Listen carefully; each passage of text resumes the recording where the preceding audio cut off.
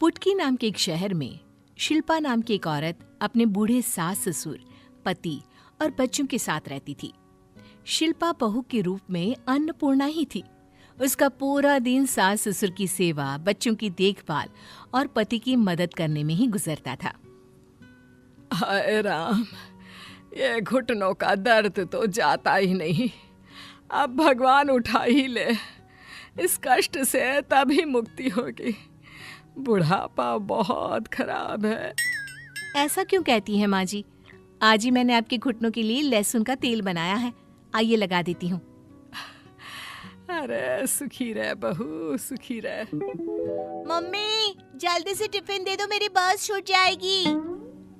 शिल्पा बड़े ही लगन से अपने सारे फर्ज निभाती। घर के खर्चे से कुछ पैसे बचाकर वो भविष्य के लिए जोड़ा भी करती थी। घर की माली हालत कुछ खास अच्छी ना थी, पर शिल्पा उसी में गुजारा करती और महेश से कभी किसी चीज की मांग ना करती। रात को महेश काम से घर लौटता है। फैक्ट्री वाले हाफ वर्कर को ही रखेंगे अब। मतलब आपकी नौकरी? नहीं, मेरी नौकरी तो है, पर अब पगार आधी ही मिल पाएगी बस। कोई बात नहीं जी, थोड़ा मुश्किल समय है पर कट जाएगा। मैं सोच रही थी क्यों ना मैं सिलाई का काम शुरू कर दूं, थोड़ी आपकी भी मदद हो जाएगी। शिल्पा सिलाई का काम शुरू कर देती है और अपने घर की परिस्थिति को बचाने में लग जाती है। गुलक तोड़ने का समय आ गया, देखती हूँ कितने पैसे जमा हुए हैं। शिल्पा गुलक तोड़ती है और पैसे गिनती है। 30,000। इतने में तो आराम से सिलाई मशीन आ जाएगी। कल से ही काम शुरू करती हूँ। शादी के पहले शिल्पा सिलाई कढ़ाई का काम किया करती थी।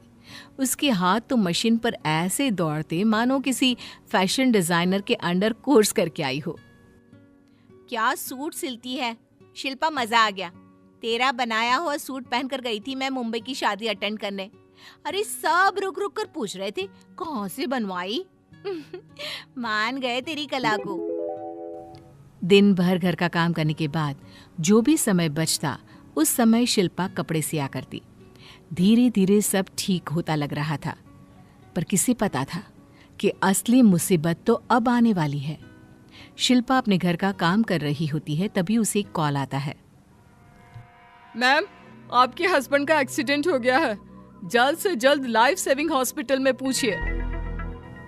ये बात सुनकर शिल्पा के पैरों तले जमीन खिसक जाती है। मशीन पर चल रहे पैर अपने आप ही थम जाते हैं। अपने पल्लू पर कटकाई हुई सुई बिना निकाली ही शिल्पा उसी हालत में भागती हुई नंगे पैर हॉस्पिटल पहुंचती है। बहुत बुरा एक्सीडेंट हुआ है आपके पति का, शायद दोनों टांगे काटनी पड़े। ऑपरेशन के लिए जल्द से जल्द 2 लाख का इंतजाम कीजिए, वरना कुछ कहा नहीं जा सकता। 2 लाख रुपए कहाँ से लाऊं? हे भगवान।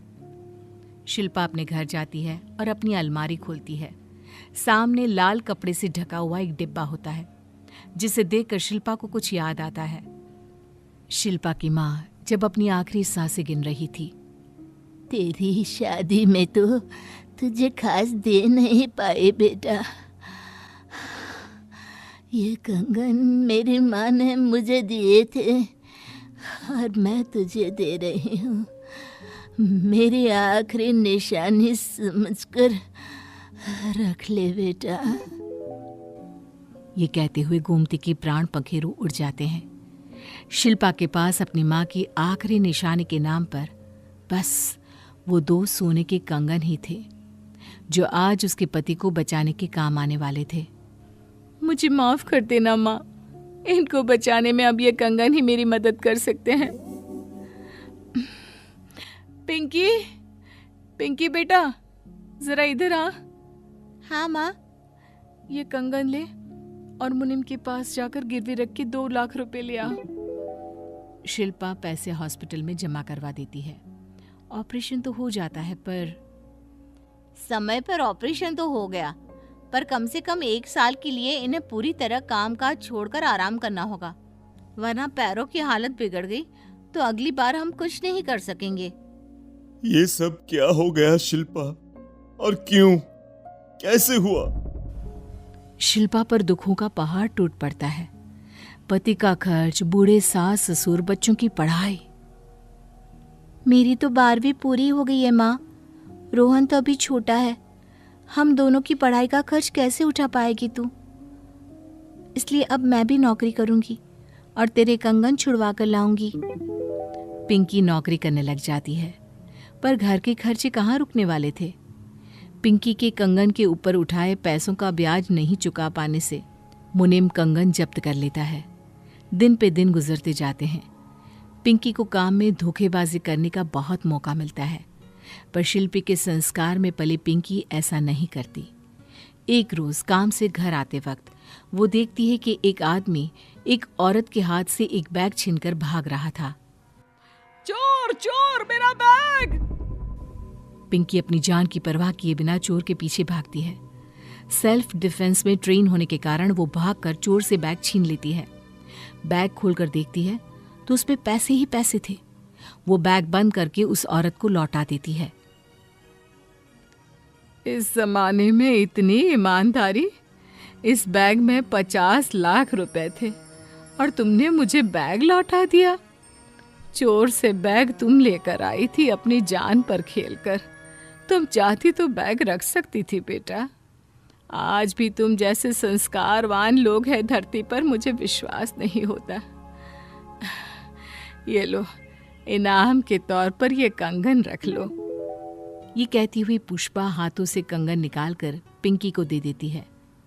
वो कंगन कोई और नहीं, पिंकी की माँ के कंगन थे, और वो औरत कोई और नहीं, मुनीम की माँ थी। पिंकी कंगन देखते ही सारी बात पुष्पा को बताती है। आज से तुम्हारी पढ़ाई का खर्चा मैं उठाऊंगी बेटा। हमें तो तुम जैसे ईमानदार लोगों की ही जरूरत है। अब से महेश हमारा खाता संभालेगा।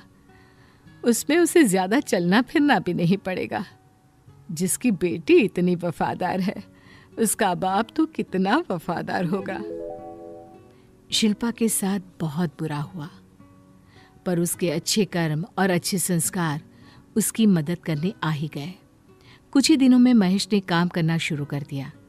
शिल्पा शहर की जानी मानी टेलर बन गई और उनका परिवार सबके लिए एक मिसाल बन गया। माला घर पर बर्तन मांजकर अपना गुजारा करती है और अपनी बेटी नीलू को पढ़ाती है, लेकिन नीलू अपनी माँ माला को एक नज़र भी देखना नहीं चाहती है, क्योंकि उसका आधा चेहरा जला हुआ है। एक रोज माला के घर के बाहर कुछ बच्चे खेल रहे होते हैं और उनकी गेंद माला के घर में आ जाती है। एक बच्चा आता है और कहता है, कोई है क्या यहाँ? हमारी गेंद अंदर चली गई है, हमें वापस दे दो। बच्ची की आवाज सुन माला कमरे से निकलकर बाहर आती है और कहती है, अभी रुको, देती हूँ। माला गेंद बच्चे को देती है। नीलू ये सब देख लेती है। आपको समझ में नहीं आता क्या? क्यों गई गेंद देने? मुझे बोल देती, मैं दे देती। जब देखो ये जला हुआ मुंह लेकर चली जाती है सबके सामने। माला की आंखों से आंसू बहने लगते हैं। वो बेचारी बिना कुछ कहे अंदर चली जाती है। भगवान के आगे बैठकर फूट फूट कर रोने लगती है। भगवान, तूने मेरे साथ जो किया, मैंने तुझसे कभी शिकायत तक नहीं की। बस मेरी बेटी पढ़ लिख कर कुछ बड़ा कर ले और मुझे कुछ नहीं चाहिए। माला ज्यादा से ज्यादा घरों में काम पकड़ लेती है और अब बर्तन के साथ साथ कपड़े और घर सफाई भी करने लगती है। इसी तरह महीने बीत जाते हैं। एक रोज नीलू देर तक स्कूल से घर नहीं पहुंचती।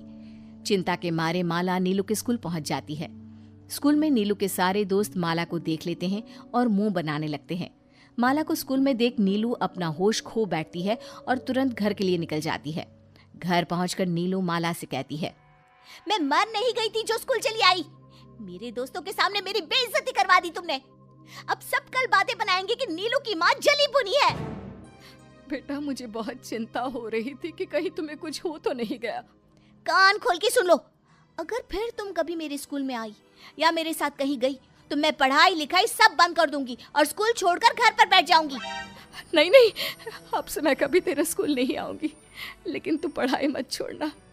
मैं कभी तेरे दोस्तों के सामने नहीं आऊंगी। माला अंदर ही अंदर टूट जाती है, लेकिन उफ तक नहीं करती। कभी भी दोनों जाते तो नीलू माला से एक हाथ दूर ही चलती, ताकि कोई नीलू की माँ को पहचान ना ले। ऐसे ही दिन महीने साल बीत जाते हैं और नीलू बड़ी हो जाती है और जॉब करने लगती है। माँ, तुम अब ये सब काम करना बंद कर दो। किसी को पता चल गया कि तुम बर्तन मांजती हो तो मेरी इज्जत चली जाएगी। अगर तुम्हें आज से यहाँ रहना है तो ये सब काम छोड़ने होंगे। बेटा, अब तो मेरे हाथ पैर भी साथ नहीं देते। अब मैं क्या काम करूंगी? मैं तो तेरे ही कमाने का इंतजार कर रही थी। माला खुद को कमरे में बंद कर लेती है और किसी के सामने नहीं आती।